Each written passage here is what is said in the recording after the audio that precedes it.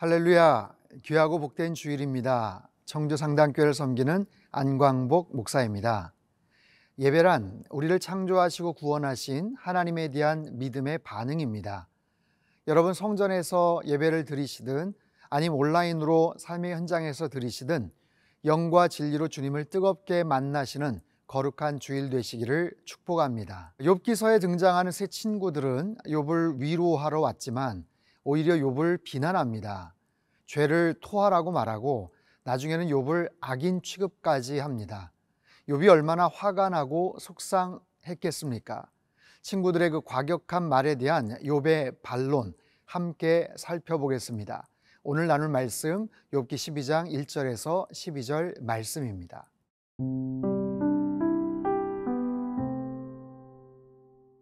욥기 12장 1절에서 12절 말씀입니다.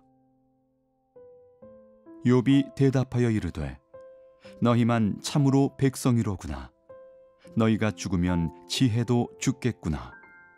나도 너희같이 생각이 있어 너희만 못하지 아니하니 그 같은 일을 누가 알지 못하겠느냐. 하나님께 불러 아뢰어 들으심을 입은 내가 이웃에게 웃음거리가 되었으니 의롭고 온전한 자가 조롱거리가 되었구나.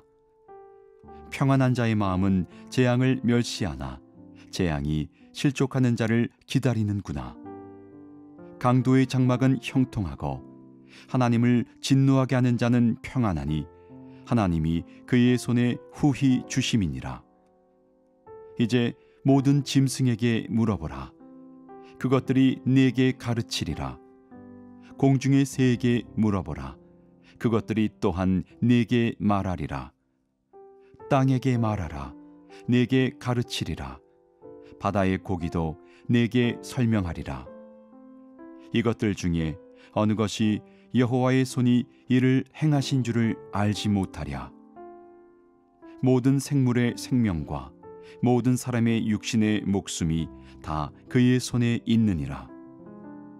입이 음식의 맛을 구별함같이 귀가 말을 분간하지 아니하느냐. 늙은 자에게는 지혜가 있고 장수하는 자에게는 명철이 있느니라. 오늘 본문 12장은 욥의 세 친구 중에 마지막 사람 소발이 한 말에 대한 욥의 반론입니다. 엘리바스는 경험을 토대로 욥에게 뭔가를 이야기했고 또 빌닷은 자신의 어떤 전통 또 지식을 토대로 이야기를 했다면 소발은 다소 과격한 언사로 욥을 공격하죠.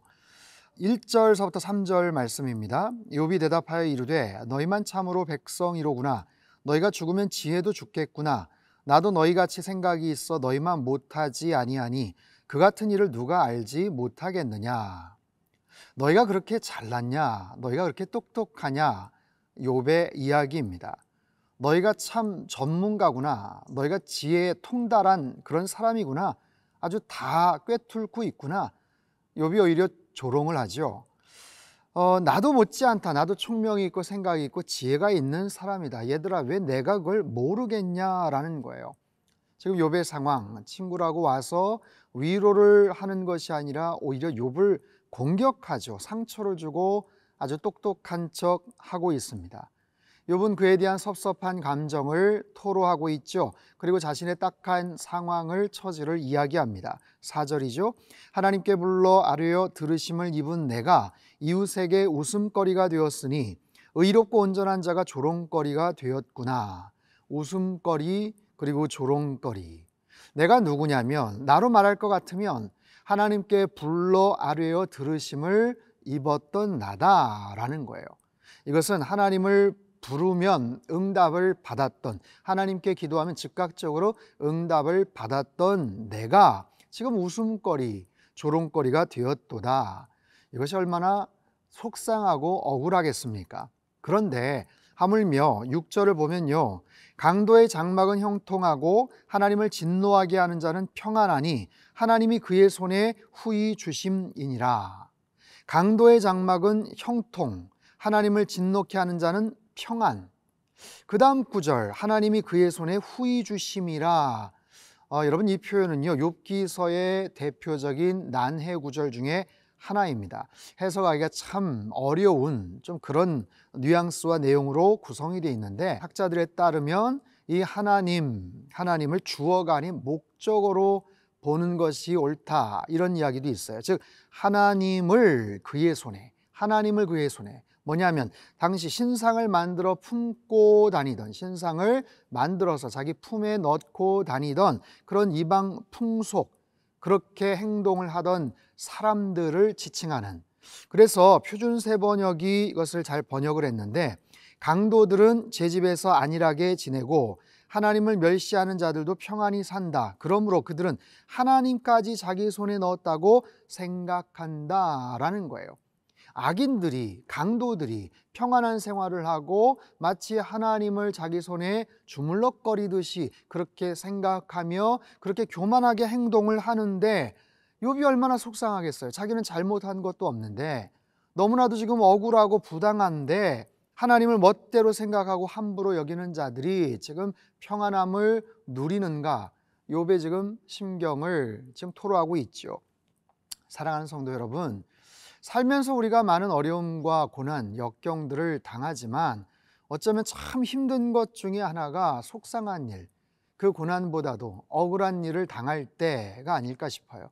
누군가에게 이야기를 해도 들어주지도 않고 정말 그 속상하고 억울한 일을 누구한테 얘기도 못하고 누구도 내 편이 되어주지 못하는 그런 답답함이 있을 때 얼마나 속상하고 힘이 들겠습니까?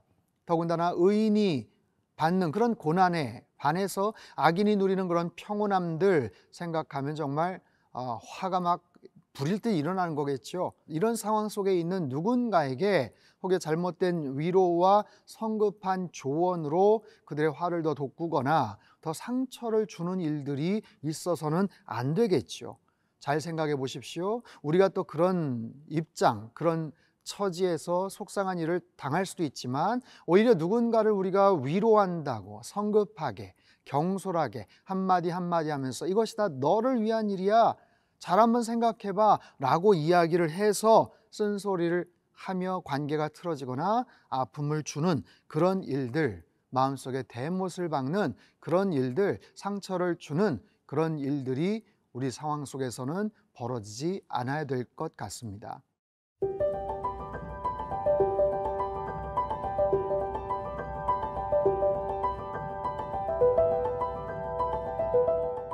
자, 오늘 본문 후반부입니다. 욥의 그 억울하고 속상한 말들, 거기에 대해서 어떻게 또 반론을 하는가. 7절, 8절, 9절 말씀인데요. 이제 모든 짐승에게 물어보라. 그것들이 내게 가르치리라. 공중의 새에게 물어보라. 그것들이 또한 내게 말하리라. 땅에게 말하라. 내게 가르치리라. 바다의 고기도 내게 설명하리라. 이것들 중에 어느 것이 여호와의 손이 이를 행하신 줄을 알지 못하랴.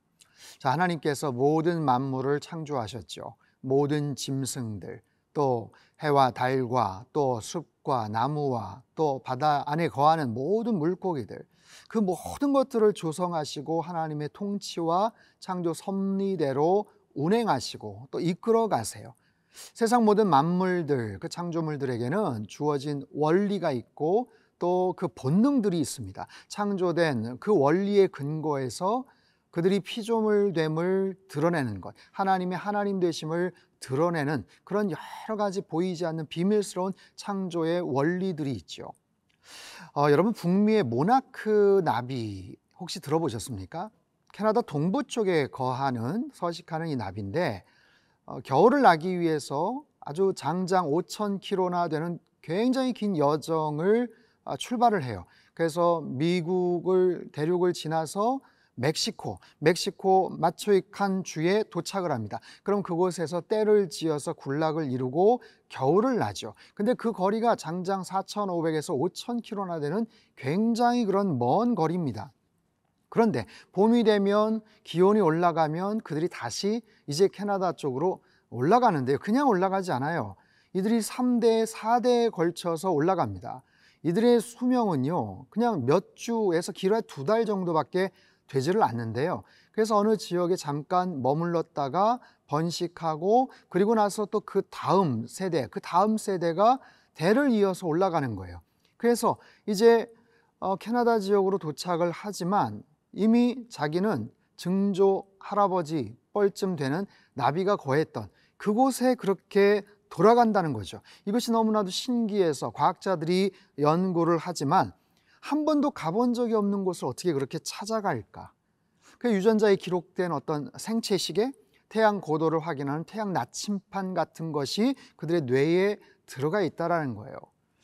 여러분, 그런 나비뿐이겠습니까? 정말 수천 킬로를 떨어져서 자기 원래 태어났던 고향에 찾아가서 알을 낳고 죽는 연어나 다른 여러 그런 물고기들, 정말 가만히 곰곰이 생각해 보면 너무나도 신비롭죠. 자기들의 개체 수를 어떻게 유지하는지, 어떻게 생존하는지, 언제 떠나야 될지를 그들이 어떻게 아는지. 여러분, 우리들은 들에 핀 꽃과 나무들, 밤하늘의 별을 통해서 하나님의 창조 섭리를, 하나님의 창조주 되심을 우리는 깨달아 알 수가 있어요.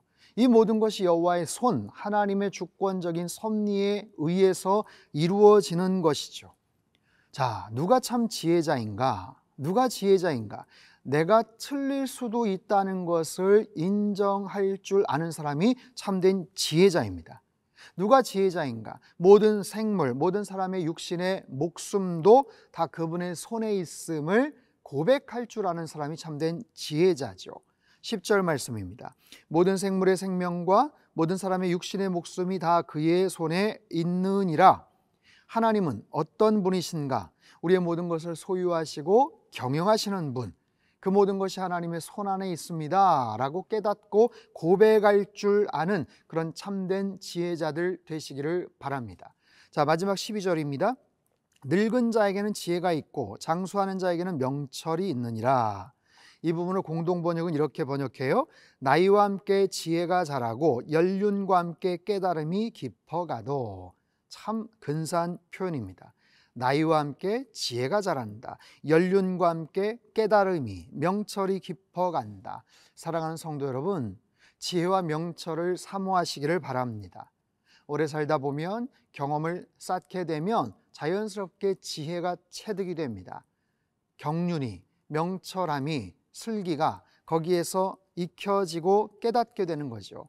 나이가 들수록 우리의 몸이 쇠약해지고 건강이 약해지지만 젊은이들과는 정말 비견할 수 없는 그런 하나님 주신 영적인 통찰력과 지혜가 생기는 거예요. 여러분, 욥기서를 통해서 배울 수 있는 여러 가지 교훈이 있지만 특별히 우리 인생을 바라보고 내 삶의 주인이 누구신지를 깨닫는 것, 참된 지혜자로 살아가는 것, 우리 인생의 전체 모든 것들, 그리고 결국에는 합력하여 선을 이루시고 우리의 손을 들어 승리케 하시는 그 하나님을 신뢰하고 바라보시며 오늘도 주님 안에서 여러분 승리하며 살아가시기를 주님의 이름으로 축원합니다.